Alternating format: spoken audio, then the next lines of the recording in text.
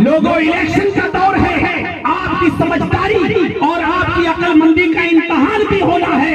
मैं जानता हूं कि इस वक्त जज्बात में हैं आप, मैं ये भी जानता हूं कि बिहार की सरजमीन पर हैं आप, तो आप हमसे ज्यादा जानते हैं अपने यहाँ के हाल। कोई मशवरा देने के लायक नहीं कि मैं किसको आपको वोट देना है। मैं सिर्फ इतना कहूंगा कि पूरे हिंदुस्तान की नजरें इस वक्त आपके ऊपर लगी, बिहार के इलेक्शन पर टिकी हुई हैं। कोई गलत फैसला मत करना, संजीदगी के साथ, गौर व फिक्र के साथ, इत्तेफाक और इत्तेहाद के साथ मिलजुल कर एक जगह वोट डालने की कोशिश करना।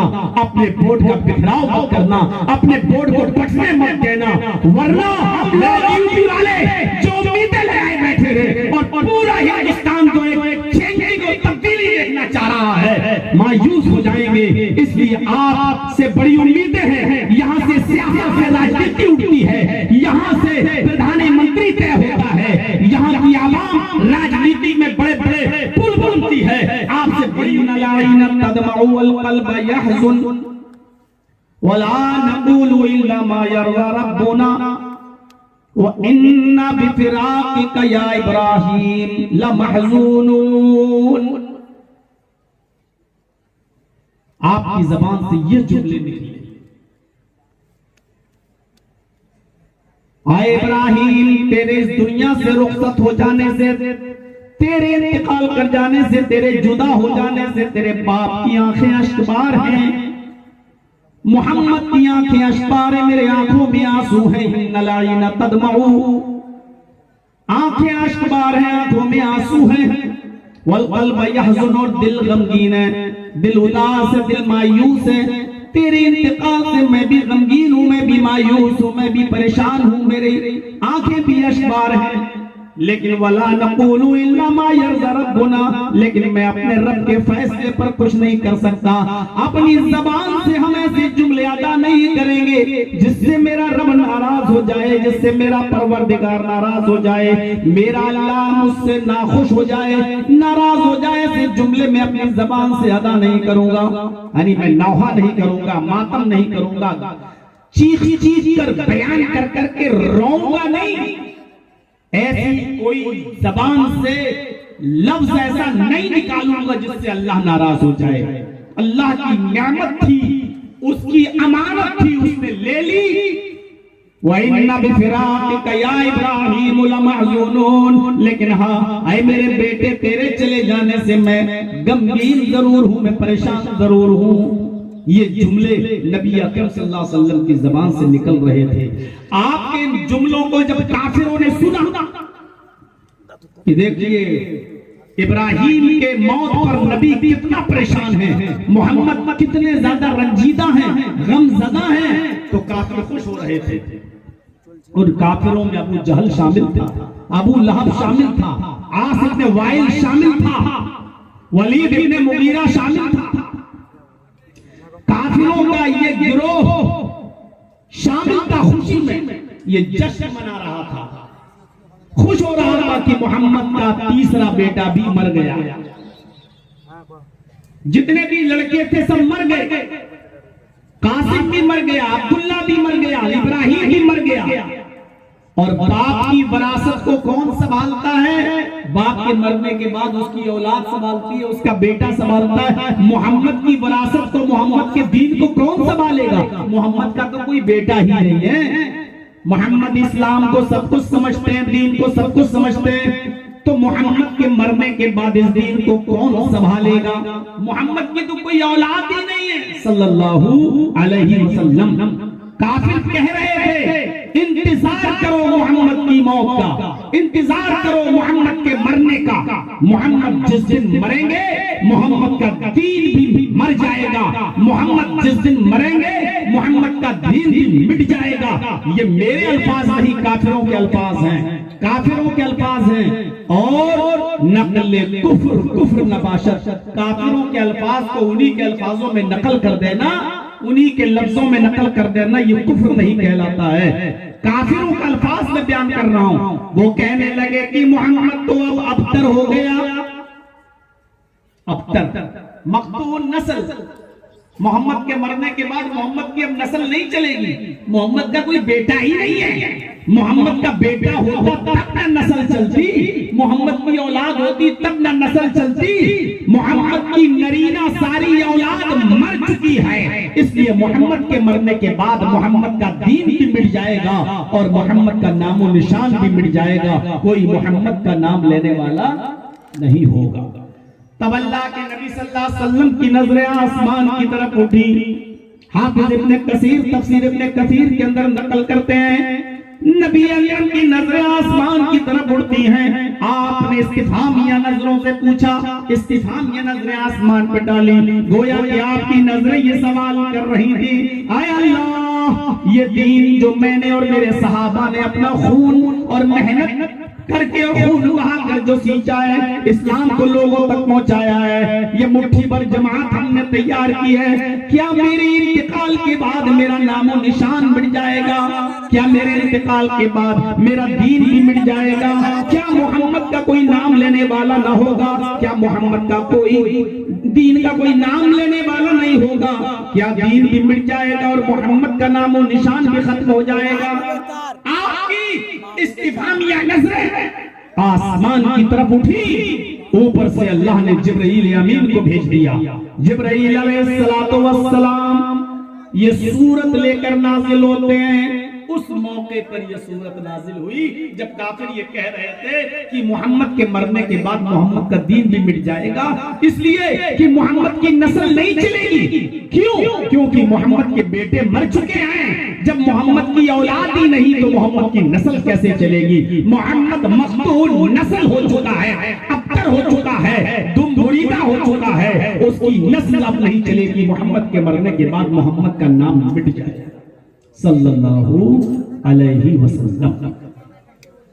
उस मौके पर यह सूरत नाजिल होती है। जाओ जिब्रील, मेरे नबी से, मेरे महबूब से कह दो, मेरे हबीब से कह दो, कौन कहता है कि आपके इंतकाल के बाद आपका दीन मिट जाएगा और आपका नामो निशान मिट जाएगा? इन्ना आतैना कल कौसर, हमने आपको खैरे कसीर से नवाजा है, बहुत सी भलाइयों से नवाजा है, बहुत सी खूबियों से नवाजा है। कोई एक खूबी थोड़ी है आपके अंदर, बहुत सी खूबियों से नवाजा है हमने। इसलिए जब तक अल्लाह का नाम बाकी रहेगा, आपका नाम भी बाकी रहेगा। और ऐसा इंतजाम कर दिया कि रसूलुल्लाह सल्लल्लाहु अलैहि वसल्लम तो हमारे दरमियान नहीं, लेकिन कयामत की सुबह तक नबी का नाम अल्लाह के नाम के साथ लिया जाता रहेगा। मस्जिद की बुलंदियों पर खड़े होकर जब तक मेरा बंदा मेरा नाम लेगा, मेरी किबरियाई का ऐलान करेगा, अल्लाहु अकबर कहेगा, मेरी तौहीद का इकरार करेगा, अशहदु अल्ला इलाहा इल्लल्लाह, जहां वो मेरी किबरियाई और मेरी वहदानियत का ऐलान करेगा, मेरा नाम लेगा, आए मोहम्मद सल्लल्लाहु अलैहि वसल्लम कसम है मुझे अपने इज्जत व जलाल की, उस वक्त तक उसकी अज़ान मुकम्मल नहीं होगी जब तक कि वो मेरे नाम के साथ तेरा नाम न ले ले। उसको आपका नाम भी लेना होगा। अशहदु अन्ना मुहम्मदर रसूलुल्लाह। कौन कहता है कि आपके इंतकाल के बाद आपका नाम मिट जाएगा? जब तक मेरा नाम लिया जाता रहेगा, आपका नाम भी लिया जाता रहेगा। नबी अकरम का तो इतना नाम लिया जाता है मेरे भाइयों, हम सोच नहीं सकते। दुनिया में कोई ऐसा महान पुरुष बताओ, दुनिया में कोई ऐसा शख्स इंसान में से बताओ जिसका इतना नाम लिया जाता हो जितना मोहम्मद रसूलुल्लाह का नाम लिया जाता है। बताइए आप कौन है? कोई ईसा को इतना याद नहीं करता, कोई मूसा को इतना याद नहीं करता, हमारे हिंदू भाई भी रामचंद्र जी का को भी इतना याद नहीं करते। चोट लगी, गिर गए कहीं तो उनकी जबान से निकलता हाय राम, कोई बहुत बड़ी खुशी हुई तो उनको की जबान से निकला ओह राम। इसके अलावा मुझे बता दो कि कहां किसी शख्सियत का नाम लिया जा रहा है? लेकिन तखय्युल की शाहराह पर थोड़ी देर के लिए सवार होकर सोचिए कि मुहम्मदुर रसूलुल्लाह का नाम कितना लिया जा रहा है, कितना। सुबह फजर की अजान होती है तो मुहम्मदुर रसूलुल्लाह का नाम लिया जा रहा है। आप नमाज पढ़ने के लिए मस्जिद में जाते हैं तो मस्जिद में जब आप कदम रखेंगे, दाहिना पैर रखेंगे, तो उस वक्त भी आपको दुआ पढ़ना पड़ेगी और उस दुआ से पहले दरूद शरीफ पढ़ने का हुक्म है। अस्सलामु अला रसूलिल्लाह अल्लाहुम्मा फ़तह ली अबवाब रहमतिका।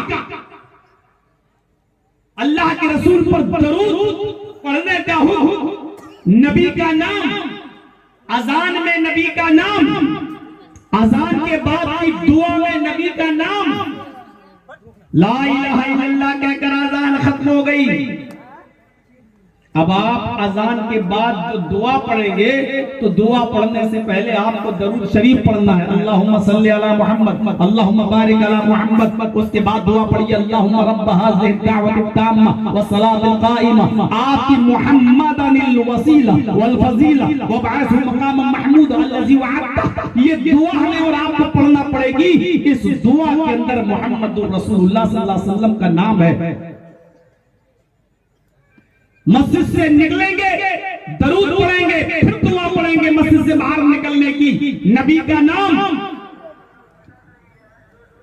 नमाज पढ़ेंगे, अल्लाहु अकबर कहकर सीने पर नियत बांधेंगे, लेकिन सलाम फेरने से पहले आपको दरूद पढ़ना पड़ेगा, अल्लाहुम्मा सल्ली अला मुहम्मद अल्लाहुम्मा बारिक अला मुहम्मद। अत्तहियात के अंदर आपको सलाम भेजना पड़ेगा, अस्सलामु अलैका अय्युहन नबी व रहमतुल्लाहि व बरकातुहू अशहदु अन्ना मुहम्मदन अब्दुहु व रसूलुहु। आपको नबी अकरम का नाम लेना पड़ेगा। कितना नाम लिया जा रहा है मुहम्मदुर रसूलुल्लाह सल्लल्लाहु अलैहि वसल्लम का, आप अंदाजा नहीं लगा सकते। एनसाइक्लोपीडिया ब्रिटानिका का क्रिश्चियन राइटर अपनी किताब के अंदर लिखता है कि एक लम्हा भी ऐसा नहीं जाता जिस लम्हे में मुहम्मदुर रसूलुल्लाह का नाम न लिया जाता हो। इस वक्त हमारी घड़ी में 1:44 हो रहे हैं रात के, 1:44, लेकिन इस वक्त कहीं ईशा का वक्त होगा, इस वक्त कहीं फजर का वक्त होगा, और दुनिया के किसी न किसी कोने में इस वक्त ज़ोहर का भी वक्त हो रहा होगा, और किसी न किसी कोने में असर का वक्त हो रहा होगा, और दुनिया के किसी न किसी कोने में मगरिब का वक्त हो रहा होगा, और दुनिया के किसी न किसी कोने में ईशा का वक्त। अभी 1 मिनट के बाद फिर कहीं और टाइम हो रहा है, फिर 1 मिनट के बाद कहीं और टाइम हो रहा है। एनसाइक्लोपीडिया ब्रिटानिका का क्रिश्चियन राइटर कहता है, लिखता है, एक लम्हा यानी 1 सेकंड भी ऐसा नहीं जाता कि उस सेकंड में मुहम्मदुर रसूलुल्लाह का नाम न लिया जाता हो। कौन कहता है, अरे मोहम्मद आपके इंतकाल के बाद आपका नामो निशान मिट जाएगा? कौन कहता है कि आपके इंतकाल के बाद दुनिया से आपका नामो निशान मिट जाएगा? जब तक मेरा नाम लिया जाता रहेगा, आपका नाम भी लिया जाता रहेगा, जब तक नमाज पढ़ी जाती रहेगी, अल्लाहु अकबर कहकर लोग खड़े होंगे, मेरा नाम लेंगे, अल्हम्दुलिल्लाहि रब्बिल आलमीन अर्रहमानिर रहीम मालिक यौमिद्दीन। कसम है मुझे अपने इज्जत व जलाल की, नमाज खत्म करने से पहले वो आप पर सलाम भी पढ़ेंगे, आप पर दरूद भी भेजेंगे, आपका नाम भी लेंगे। अजान जब तक होती रहेगी, अजान के बाद की दुआ में वो आपका नाम लेते रहेंगे। वुजू जब बनाएंगे बिस्मिल्लाह कहकर, अल्लाह का नाम लेकर, तो वुजू के बाद की दुआ में वो आपका भी नाम लेंगे। अशहदु अल्ला इलाहा इल्लल्लाह व अशहदु अन्ना मुहम्मदन अब्दुहु व रसूलुहु। अशहदु अन्ना मुहम्मदन अब्दुहु व रसूलुहु, आपका भी नाम लेंगे। इसलिए ये काफिर जो कह रहे हैं कि मरने के बाद आपका नामो निशान मिट जाएगा, इनको कहने दो, आप परेशान मत होइए। बस आप नमाज पढ़ते रहिए और कुर्बानी देते रहिए, जैसे आप पहले नमाज पढ़ते थे और कुर्बानी करते थे। बस आप नमाज पढ़ते रहिए और कुर्बानी देते रहिए। फिर अल्लाह ने कहा, इन्ना शानिअक हुवल अब्तर, आपका दुश्मन ही मकतूल नस्ल होगा, आपका दुश्मन ही बेनस्ल हो जाएगा, उसका ही नामो निशान मिट जाएगा। देख लो उन दुश्मनों का आज कोई नाम लेने वाला नहीं है जो नबी अकरम को बदनाम करते थे। उनका नाम भी कोई लेता है तो बद्दुआ के साथ लेता है। तब्बत यदा अबी लहब व तब, अबू लहब के दोनों हाथ टूट जाएं, दोनों हाथ बर्बाद हो जाएं और वो खुद बर्बाद हो जाए, वो खुद मिट जाए, इस बद्दुआ के साथ उसका नाम लिया जाता है और कयामत तक उसके ऊपर ये बद्दुआ और फटकार पड़ती रहेगी। तो अल्लाह ने कहा कि जो दुश्मन आपके ऐसा कह रहे हैं, आपके दुश्मन ही बेनामो निशान हो जाएंगे। ये मकाम दिया अल्लाह ताला ने मोहम्मद रसूलुल्लाह सल्लल्लाहु अलैहि वसल्लम को। इससे बड़ा मकाम क्या होगा कि अल्लाह ताला ने रसूल के हुक्म को अपना हुक्म कह दिया और ये कह दिया कि रसूल तुम्हें जो दे वो ले लो। माताकुमुर रसूल माताकुमुर रसूल फखुजूहु। मकाम देखिए, जो तुम्हें रसूल दे वो ले लो। मुहम्मदुर रसूलुल्लाह तुम्हें जो दे वो ले लो। अल्लाह चाहता तो ये भी कह सकता था कि अल्लाह जो दे वो ले लो, लेकिन अल्लाह ने ये नहीं कहा, बल्कि अल्लाह ने कहा कि जो रसूल दे वो ले लो। वमा नहाकुम अन्हु फंतहू, और जिन कामों से रसूल रोके उससे रुक जाओ। इतना भरोसा, इतना एतबार किया है अल्लाह ने अपने नबी पर। जो तुम्हें मोहम्मद रसूलुल्लाह दें, जो तुम्हें नबी दें, जो तुम्हें पैगंबर दें, वो ले लो। ये मकाम है मोहम्मद रसूलुल्लाह का। अल्लाह ने इतना एतबार किया है अपने नबी पर कि सारी दुनिया के मुसलमानों से को हुक्म दे दिया कि तुम्हें रसूल जो दे वो ले लो। जो भी दे, जो कुछ भी दे, मिन हैसुर रसूल दे, रसूल की हैसियत से जो दे। रसूल की दो हैसियतें हैं, एक मोहम्मद इब्ने अब्दुल्लाह की, एक मोहम्मदुर रसूलुल्लाह की। रसूल होने की हैसियत से जो दे वो ले लो। हाँ, इंसान होने की हैसियत से अगर कोई चीज देते हैं और तुम्हें वो नुकसान करती है, तुम्हारे फायदे की नहीं है, तो तुम उसे छोड़ भी सकते हो। लेकिन रसूल होने की हैसियत से जो दें वो लेना पड़ेगा, क्योंकि वो हुक्म होगा अल्लाह के रसूल का। जैसे अल्लाह के नबी सल्लल्लाहु अलैहि वसल्लम जब मदीना पहुंचे तो सहाबा फरमाते हैं कि मदीने के लोग खजूर के काश्तकारी किया करते थे। तो वहां उनकी एक आदत थी, वो क्या करते थे, खजूर के गाभे को नर और मादा बनाकर जमीन में बोते थे। खजूर का जो फूल, जो गाभा निकालते थे, तो आपस में कहते थे ये नर है और ये मादा है। ऐसे ये नर खजूर का गाभा है, ये मादा खजूर का गाभा है, और दोनों गाभों को मिलाकर जमीन में गाड़ते थे, बोते थे। और उनका ये अकीदा था, उनका ये बिलीफ था, ये विश्वास था, ऐसा करने से खजूर ज्यादा पैदा होंगे। जैसे हम और आप कहते हैं मियां बीवी के मिलन से बच्चे पैदा होते हैं, ऐसे ही मदीने के लोग खजूर की काश्तकारी किया करते थे। तो वो ताबीर नख्ल जिसको कहते हैं, या अबरून नख्ल, वो खजूर के गाभे को नर और मादा बनाकर जमीन में बोते थे। तो अल्लाह के नबी ने उनको ऐसा करते हुए देखा तो आपने कहा ये क्या करते हो, माज़ा कुन्ना, ये क्या करते हो तुम, नर और मादा। अरे गाभे में भी नर और मादा होता है क्या? तो सहाबा ने कहा कुन्ना नस्नऊहु, अल्लाह के रसूल हम तो ऐसा ही करते हुए चले आ रहे हैं, हम तो हमेशा ऐसा ही करते हैं। ये नर है ये मादा, दोनों खजूर के गाभे को जमीन में डालते हैं, और हमारा ये विश्वास है, बिलीव है कि ऐसा करने से खजूर ज्यादा पैदा होते हैं, अच्छी फसल पैदा होती है खजूर की।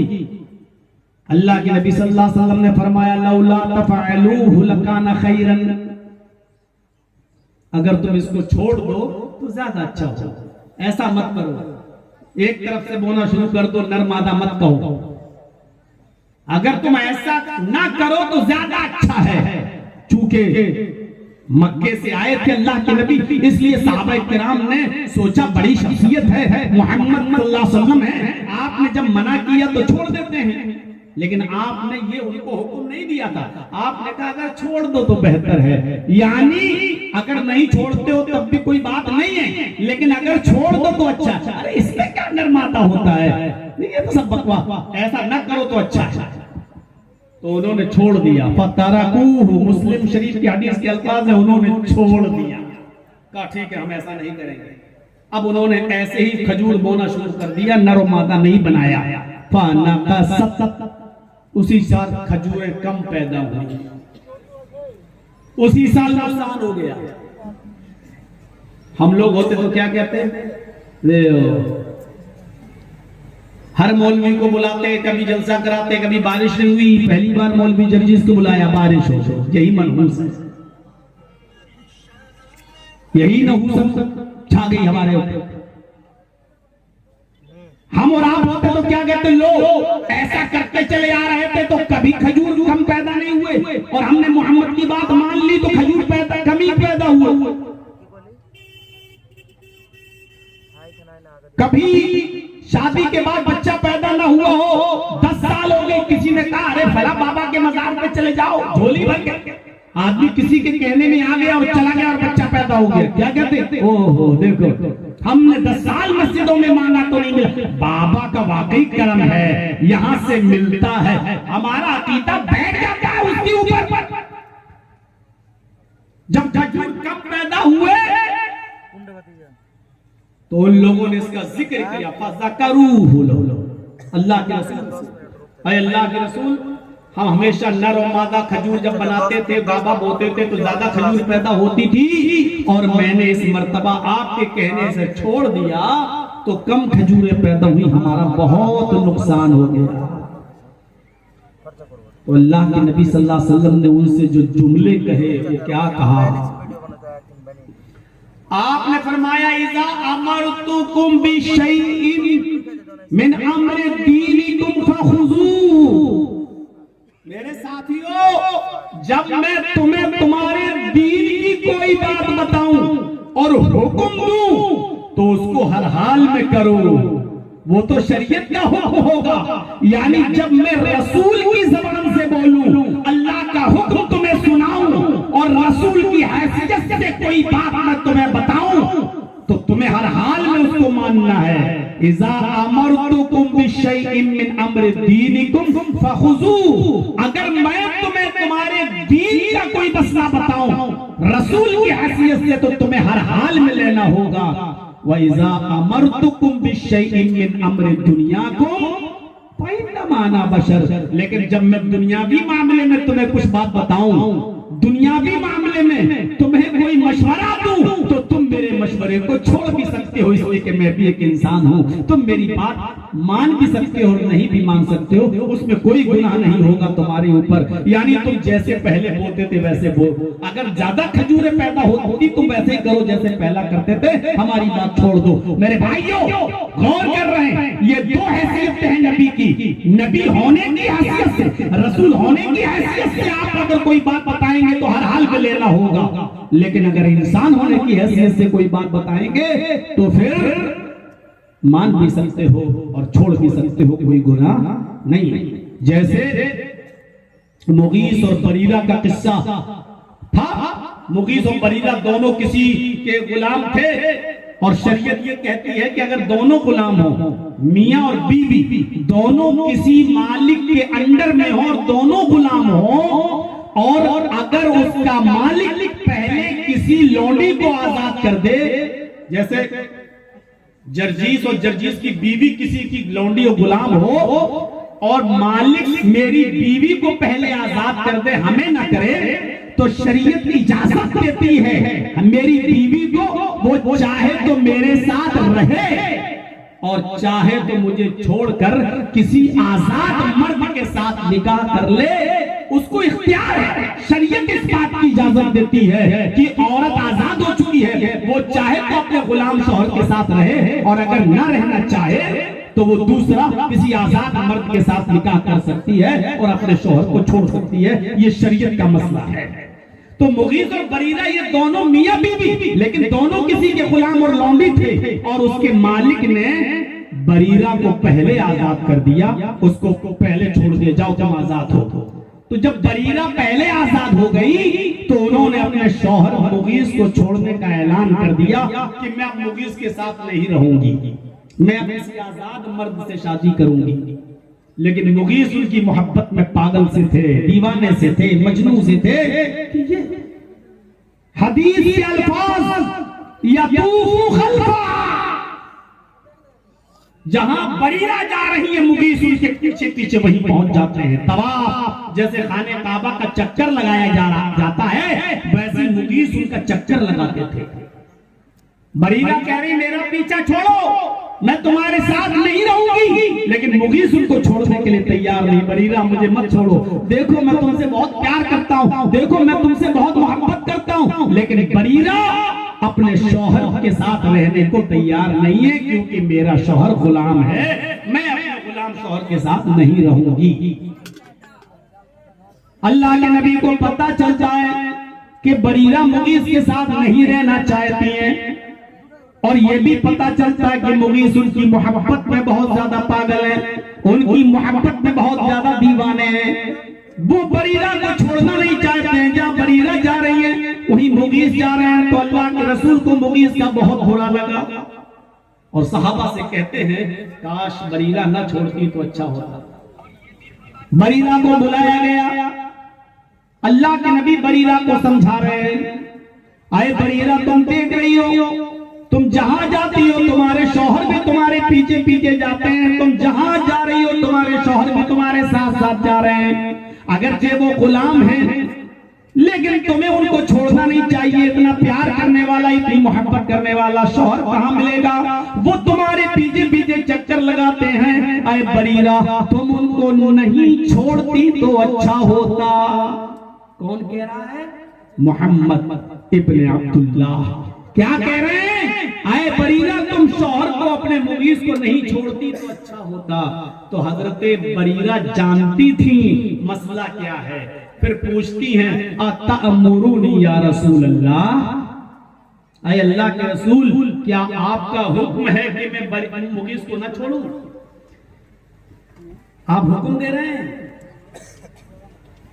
अल्लाह के नबी ने फरमाया नहीं नहीं नहीं, इन्नमा अना अशफअ, मैं हुक्म नहीं दे रहा हूं, मैं सिर्फ सिफारिश कर रहा हूं, यानी मशवरा दे रहा हूं। इख्तियार है तुम्हें छोड़ने का, मसला अपनी जगह पर है, शरीयत अपनी जगह पर है। तुम पहले आजाद कर दी गई, तुम्हें इख्तियार है, तुम चाहो तो अपने शौहर के साथ रहो, तुम चाहो तो अपने गुलाम शौहर के साथ न रहो, मसला यही है। लेकिन मैं तो मुगीस की मोहब्बत देखकर तुम्हें सिफारिश कर रहा हूं, मशवरा दे रहा हूं। मुगीस तुमसे बहुत मोहब्बत करते हैं, उसका जुनून देखा नहीं जा रहा है, उसकी बेतहाशा मोहब्बत को देखकर मैंने कहा कि तुम मुगीस को न छोड़ती तो अच्छा होता, मैं मशवरा दे रहा हूं।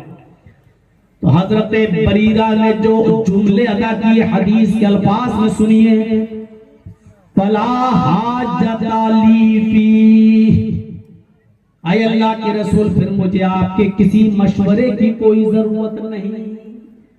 कोई मेरे मुंह पर कहकर देखे जर्जी साहब अपना मशवरा अपनी जेब में रखिए, बहुत आ गए मशवरा देने वाले, चलिए। तो अगरचे मशवरा मानना ना मानना आपका काम है, लेकिन मुझे तकलीफ तो हो ही जाएगी कि देखो मेरी बात ठुकरा दी और मेरी बात नहीं मानी।